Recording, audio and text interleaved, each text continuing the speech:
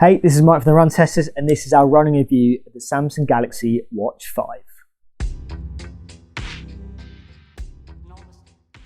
So here's a quick rundown of the key things you need to know about the Samsung Galaxy Watch 5 from a runner's perspective.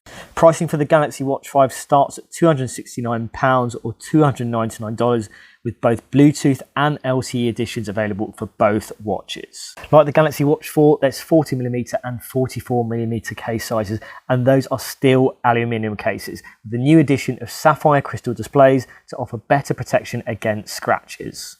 Samsung has also stuck with the same AMOLED screens as the Galaxy Watch 4, with both offering digital bezels and 2 physical buttons. It's waterproof up to 50 meters depth and includes a new sensor setup that has a larger surface area than the one on the 4 to improve tracking accuracy. It runs on Google's Wear OS 3.5 and Samsung's UI overlaid on top, with key running features including running, treadmill and running coaching modes. There's the ability to create interval workouts now, and you do get the same advanced running metrics that were on offer on the Galaxy Watch 4. Samsung will now offer sweat loss estimates for runs and promises a real-time recovery mode that kicks into gear a few minutes after a cardio workout. In terms of battery life, you can expect 40 hours from the Galaxy Watch 5, though there's no official details stated for GPS battery life. Okay, so into design and what it's like to wear the Samsung Galaxy Watch 5 and what it's like to run with as well. And I've actually got the Galaxy Watch 4 and the Galaxy Watch 5, and I'll go a little bit closer, but ultimately it's a bit like spot the difference ultimately in terms of these two watches. Same straps, pretty much the same case. The materials are largely the same as well here.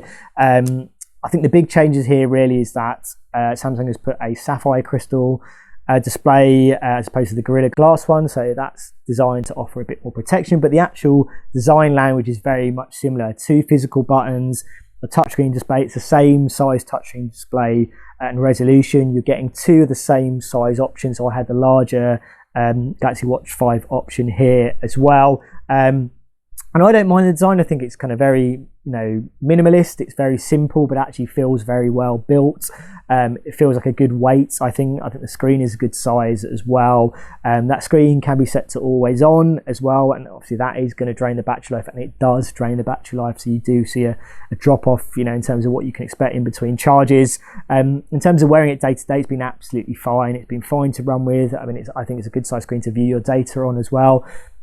I think you want to use it with the always on display when you're tracking runs, because I think the raise to wake gesture support is okay. It's not fantastic, but I think if you're quickly want to look at your data, then it's a better fit. In terms of the straps, I quite like the straps. I think I actually had to change from this kind of blue strap that I had, to using the debuckle strap that I had on the Galaxy Watch 5 Pro, because it was a little bit long for me, but ultimately it's a comfortable strap. It's a nice feeling strap, and you can swap these out. I would say that although you can kind of remove these straps, the kind of lug connector kind of makes it probably a little bit difficult to pick up some unofficial bands, I think, which was previously not the case from previous Samsung watches. So you might struggle to kind of pick up some ones that are a little bit cheaper, and they're not cheap to pick up the official Samsung Galaxy Watch bands. But in terms of wearing it day to day, I think you've got a really good screen. It's been comfortable to wear. Ultimately, it's a nice weight as well. No problems from that point of view. But if you've got a Galaxy Watch 4 and you're looking at Galaxy Watch 5, they're pretty much identical in terms of you're getting, aside from maybe that change in the kind of glass protection that you're getting here. I guess there's a case of why change it when it works. Of course, for those Samsung fans that love that rotating bezel that Samsung has used on its previous smartwatches, it is here. It's a digital version. It's the same on the Galaxy Watch 5 Pro. Now for me, I think in terms of when Samsung were using their own Tizen operating system, that rotating bezel made a little bit more sense in terms of using it to interact with your watch. But I think now that it's moved to Wear OS, I'm not sure it's that useful. I kind of forget about it generally in terms of my use. Now, if you did want that digital bezel, or you were hoping it would be on there, it is here. I don't think it's massively useful personally, but yeah, Samsung is obviously sticking with it. Whether they're going to stick with it in the long term, when Wear OS is going to evolve, and is it going to make use of that digital bezel, I'm not so sure. But it is there. If you want to use it, it is there to use. I just don't think it's massively useful in its current guise. So if you're hoping for big changes from the Samsung Galaxy Watch 4 to the Galaxy Watch 5, that isn't really the case based on my living time with these two watches. So in terms of that general run tracking experience that I have had with the Samsung Galaxy Watch 5, I would say it's not massively different from what I experienced on the Galaxy Watch 5 Pro and actually on the Galaxy Watch 4 as well. Most of the features and the presentation of features are similar, I would say, across those three watches. I think in terms of accuracy, in terms of kind of presentation, the UI using the watches to run, I think feel very similar to me. And from that point of view, I don't think, it's an amazing run tracking experience. I think it's good enough, but I don't think it's the best you can get from a smartwatch first and foremost. When I look at things like the distance tracking, so I was using it against the Garmin Epix 2 and I was using it in its multiband mode, which is very, very accurate.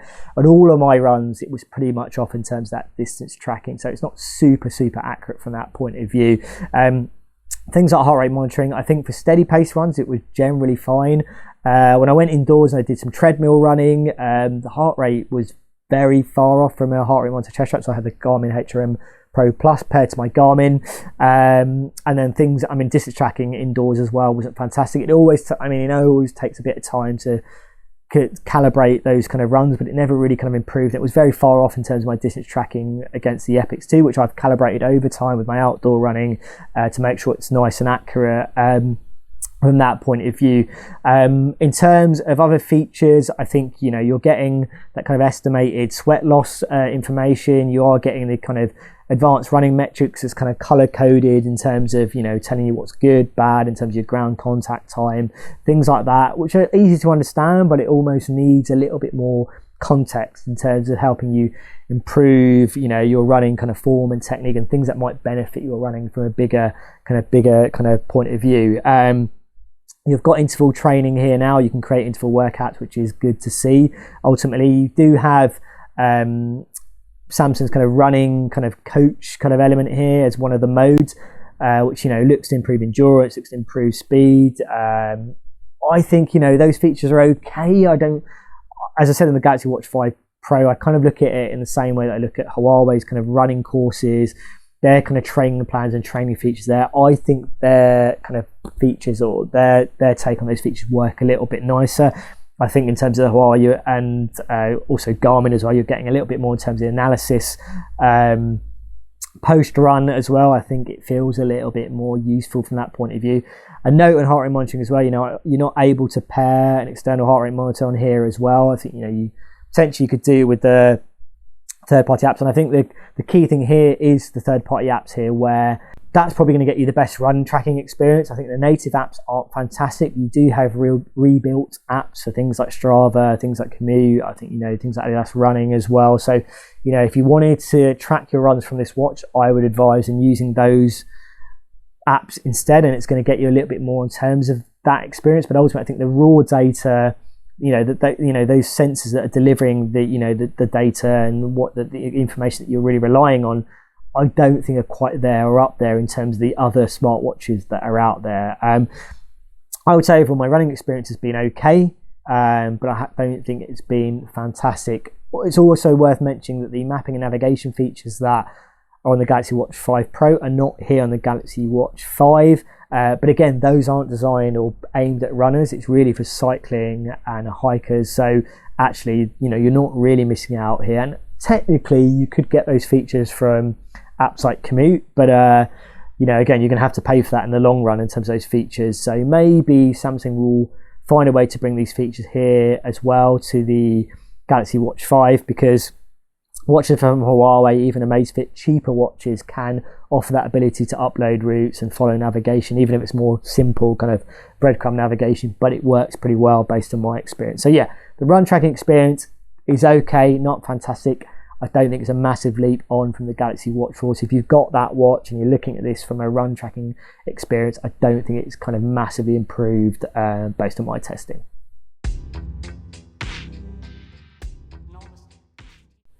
Just a few notes on the Samsung Galaxy Watch 5 as a smartwatch, and I think as a smartwatch, that is definitely where its strength is. If you have an Android phone, you're looking for a very good Android smartwatch, then I still think this is one of the best. And that's essentially because you are getting kind of Google Wear OS, which brings those Google apps in, which brings in a richer kind of third-party app kind of ecosystem as well, which is really important, I think, here to make up for some of the shortcomings that Samsung has here. But then you've got the kind of strong aspects of Samsung's kind of UI, which I think really works really nicely here as well. I think they have some strong kind of native apps as well, although I think some of the sports tracking ones aren't fantastic.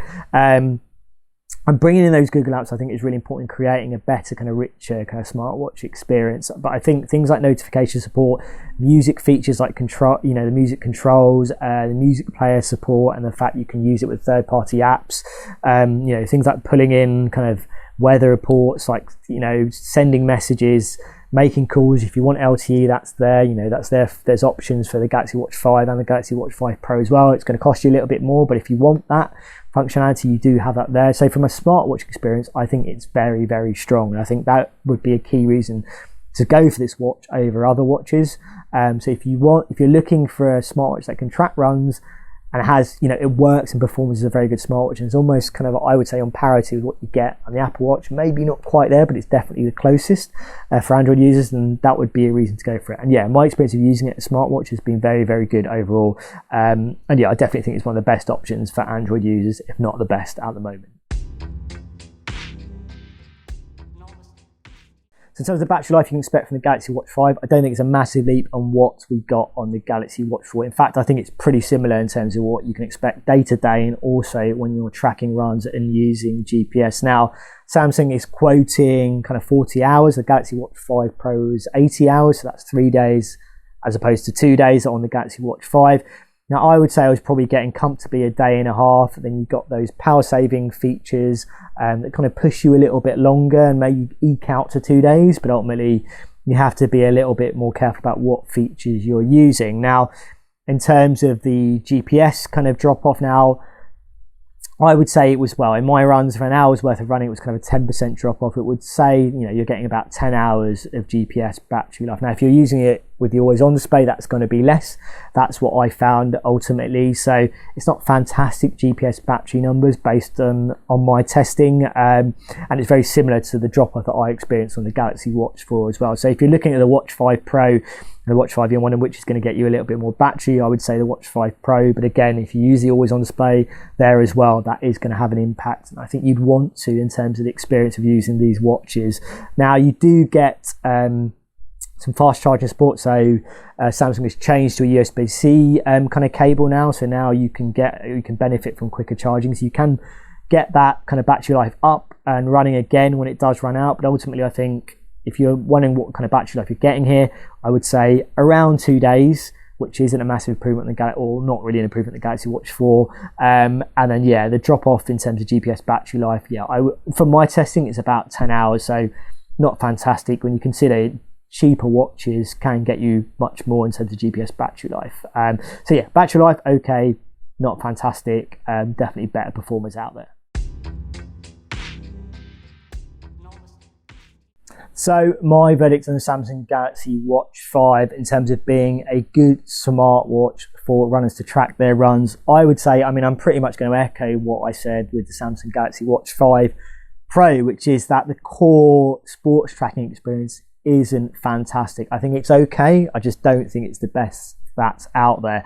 Now, also, if you're looking in terms of you've got a Samsung Galaxy Watch 4 and you're wondering if you're going to get a massive improvement in terms of what you get in the Galaxy Watch 5, I would say not really. I think, there's very small things that would, I would say would be worth upgrading for. Ultimately, I think, you're getting the same software version on the Galaxy Watch 4. The design is very similar as well. So for me, I wouldn't jump to getting the Galaxy Watch 5 personally if you've got the Galaxy Watch 4.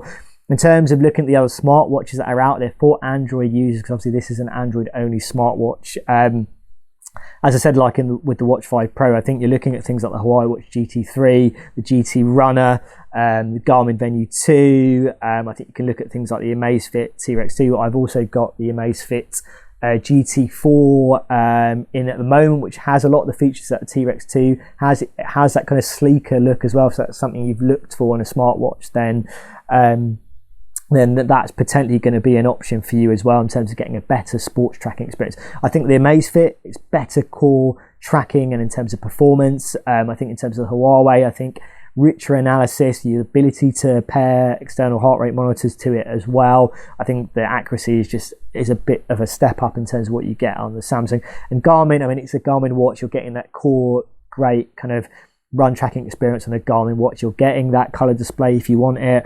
You maybe don't have the same level of smartwatch features that you do get on the Samsung Galaxy Watch 5, but I think ultimately there's enough there. There's enough there for most people, I think, and the experience is good enough. I think this, the reasons you would probably go for the Samsung Galaxy Watch 5 would be their the smartwatch features. I think that's its strongest suit.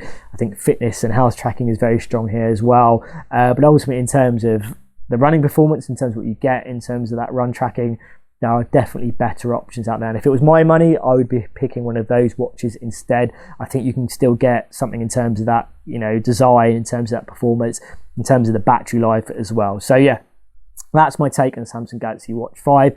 Not a fantastic running experience, okay, not amazing, and not a massive upgrade on what we got on the Galaxy Watch 4 either. So that's our full review of the Samsung Galaxy Watch 5 and what it's like to run with. Now, if you've got any questions about this watch, let us know in the comments. As always, like and subscribe, hit that little bell to find out about our latest videos, and yeah, we'll see you in the next Run Testers video.